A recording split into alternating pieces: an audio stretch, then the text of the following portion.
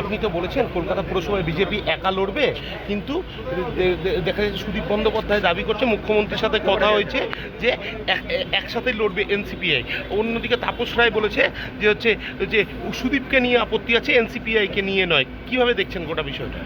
আমি গতকাল যেটা বলেছি একই কথা বলছি, এখনও পর্যন্ত আমার কাছে যা এই বিষয়ে কোনো নির্দেশ নেই।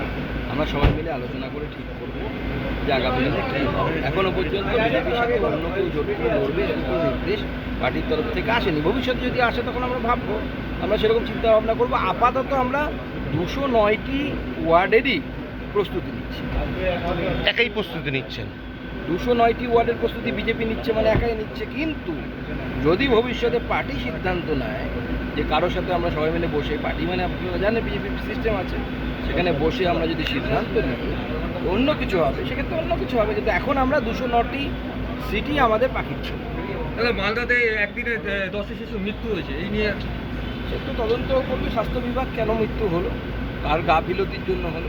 এরকম তো ঘটনা অনভিপ্রেত, এরকম হওয়া উচিত।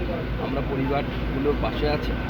কোনো ব্যক্তির নেগলিজেন্সির জন্য যদি হয়ে থাকে তার বিরুদ্ধে অবশ্যই আমাদের স্বাস্থ্য দপ্তর উপযুক্ত ব্যবস্থা নেবে। এখনও পর্যন্ত আপনাদের মাথায় রাখতে হবে যে মেডিকেল কলেজগুলোর অবস্থা অত্যন্ত খারাপ। যে মেডিকেল কলেজগুলো তৃণমূল কংগ্রেস আমলে ব্যাঙের ছাতার মতো তৃণমূল কংগ্রেস তৈরি করেছে, আমাদের কিছুটা সময় লাগবে এগুলোকে মেডিকেল কলেজের স্তরে উন্নতি করার জন্য। এখনও এগুলোকে মেডিকেল কলেজ পুরোপুরি বলা আমার মতে তো উচিত না, কারণ এখনও অনেক পরিকাঠামো এখানে অভাব আছে। সব মেডিকেল কলেজে, মানে শুধু মালদার কথা আমি বলছি, এগুলো নতুন তৈরি হওয়া মেডিকেল কলেজ, তাতে অনেক পরিকাঠামোর অভাব আছে।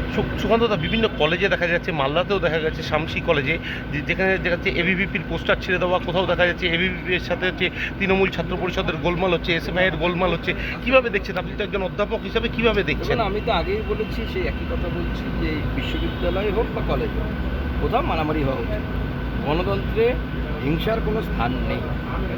এবিভিপি একটি জাতীয়তাবাদী দেশপ্রেমী ছাত্র সংগঠন, আমিও একসময় এবিভিপি করেছি, এবিভিপির সদস্য ছিলাম। সেরকম অন্যান্য ছাত্র সংগঠনগুলোকেও সভ্যতা মার্জিত বোধ রেখে রাজনীতি করা উচিত বলে আমার মনে হয়। কারণ এবিভিপি ভারতবর্ষের তাবড় তাবড় বিশ্ববিদ্যালয়ে আছে এবং সেখানে কোথাও মারামারি হয়, বিতর্ক হয়, কখনো কেউ জেতে কখনো কেউ হারে, কিন্তু মারামারি হয়। ধন্যবাদ। 20 জন এমপিকে ফোকাস করা হয়েছে। চলুন।